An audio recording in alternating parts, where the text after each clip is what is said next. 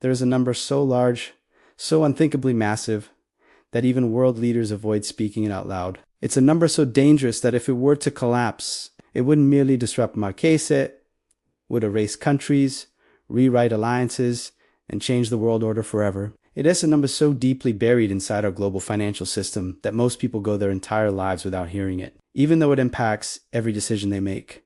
What they can afford, how much they earn, how much they will owe, and what their future looks like. That number is $400 trillion.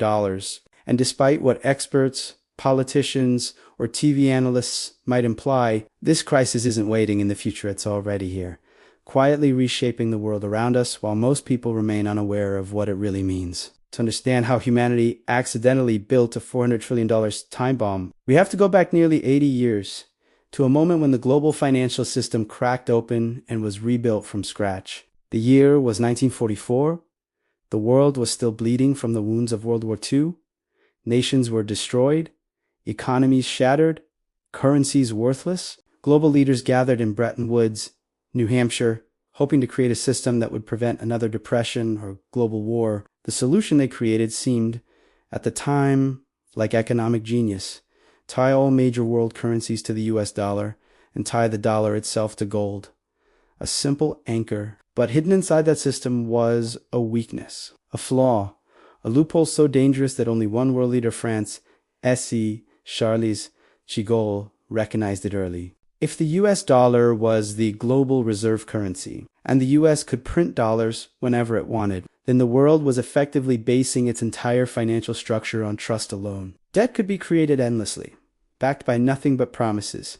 Economic growth looked strong, living standards were rising, and the system appeared stable. No one realized they were building the foundation for an uncontrolled global debt explosion. Then came 1971, the moment everything changed. President Richard Nixon shocked the world by ending the gold standard. Overnight, the dollar was no longer tied to gold, and currencies were no longer tied to the dollar. Money became whatever governments said it was. For the first time in human history, money had no physical anchor.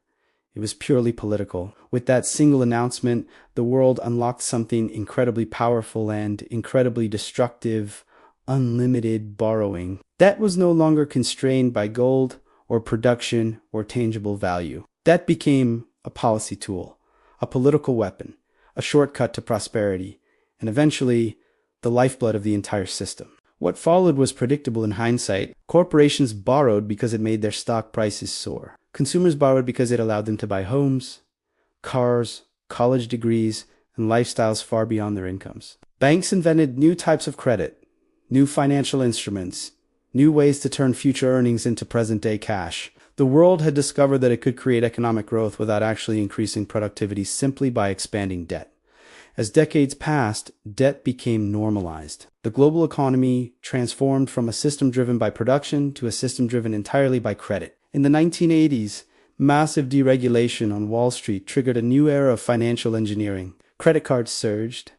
In the 1990s, emerging markets joined the frenzy, borrowing heavily to build new economies. Japan experienced its own debt-fueled boom and collapse, entering what became known as the lost decade. The world didn't learn from it. Instead, the world copied it. By the 2000s, debt touched every part of life. The housing market became a debt machine. Banks bundled mortgages into securities. Consumers took on loans they couldn't afford. Corporations leveraged themselves to buy back their own shares. Globalization accelerated, allowing countries to outsource production but expand consumption. Then, in 2008, it finally cracked. The global financial crisis should have destroyed the system. Banks should have collapsed. Housing prices should have reset. Debt loads should have been reduced. But instead of letting the system reset naturally, governments around the world intervened with historic bailouts. They printed trillions, cut interest rates to zero, and doubled down on debt as the solution to a crisis caused by debt. That moment sent the world down a path from which it still has not escaped. When debt became almost free, everyone borrowed more. Governments ran bigger deficits, and global debt exploded from $140 trillion to over $200 trillion, then to $250 trillion, and now to over $400 trillion. For the first time in recorded history, global debt is now 5 times larger than global GDP. Even if every country combined all their economic output, it wouldn't be enough to pay back what they owe. Debt has outgrown reality itself. But here's the part almost nobody understands. $400 trillion is only the visible portion of the problem. Behind that headline number lies something much darker. When you include unfunded liabilities, future promises like pensions, Social Security, Medicare, retirement, guarantees the real number balloons to $200 to $300 trillion more. When you factor in shadow banking, private lending networks, off-balance sheet loans, and financial products that never appear in official statistics, you add another $100 trillion. And when you include the global derivatives market, the notional value ranges from $600 trillion to $1.20 That's quadrillion with a Q.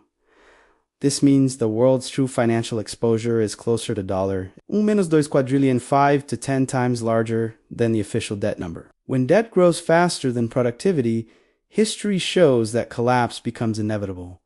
It has happened repeatedly across civilizations. Inflation is the most common response, printing money to make the debt appear smaller. Sometimes countries default entirely, and in extreme cases, the entire currency system is Inflation has surged worldwide. Governments have begun cutting services. Multiple countries from Sri Lanka to Lebanon to Argentina have defaulted or come close. And central banks across the globe are quietly exploring new digital currencies, preparing for the possibility of a full system reset. The painful truth is that none of the solutions economists propose will fix the core problem. Lowering interest rates temporarily helps, but encourages more borrowing. Raising interest rates crushes borrowers and governments. Increasing spending adds more debt. Cutting spending slows economies and reduces tax revenue, which also increases debt.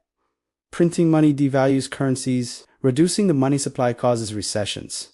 Regulations create new loopholes. Deregulation creates new risks. Every solution simply shifts the problem, delays the collapse, or hides the consequences. This is why modern economists have no answers, because the problem is mathematical, not political.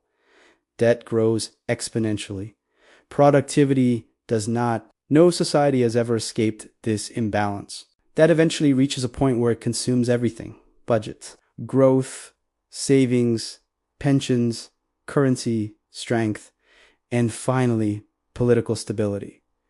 The world is entering a debt-driven decline, and the early symptoms are everywhere.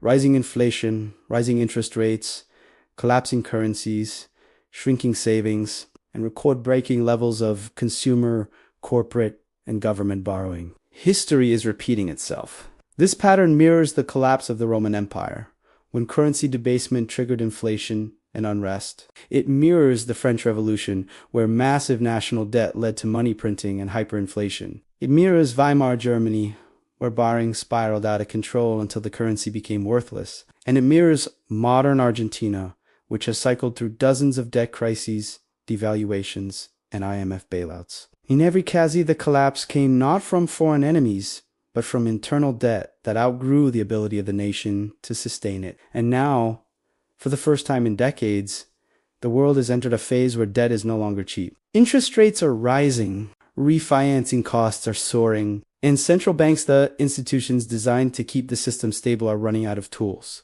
There are only three plausible outcomes for what comes next. The first is a soft reset, where governments gradually inflate away the debt over decades. This makes people poorer, reduces purchasing power, and punishes savers but allows the system to survive. The second is a hard reset, where a major country defaults or declares its debt This would freeze markets, collapse banks, and lead to a global recession or depression, but clear the system. The third is a great consolidation, where governments introduce centralized digital currencies, restructure debt behind the scenes, and quietly shift control of the financial system away from citizens and towards central institutions. This preserves stability, but eliminates financial privacy and independence. None of these outcomes are pleasant. All of them represent different forms of loss, and all of them are now becoming increasingly likely. The decisions being made today about spending, interest rates, money printing, taxes, and financial regulation will determine which of these paths the world takes. But one thing is certain, the era of endless debt growth is over. The system is now too large, too fragile, and too interconnected to sustain itself without consequences. There are three essential lessons to take from this. First, The global debt crisis is not an accident. It is the result of decades of decisions based on the belief that debt does not matter and can grow forever. Second, the collapse has already begun not through dramatic events, but through slow erosion, easing, pre-seas, shrinking savings, weaker currencies, and declining living standards. And third, governments cannot and will not fix this. Every government in history has chosen inflation, denial, and short-term political survival over dealing honestly with debt. Every empire throughout history has fallen because its debt grew faster than the real value it created. Every financial system based on unlimited borrowing has eventually collapsed. The only unknown now is how much time this system has left. Will the world confront the $400 trillion problem? Or will it pretend it doesn't exist until the final moment when the reset becomes impossible to avoid? If you want more deep dive investigations into global finance, currency resets, and the hidden systems shaping your economic future, then subscribe, stay curious, and never stop questioning.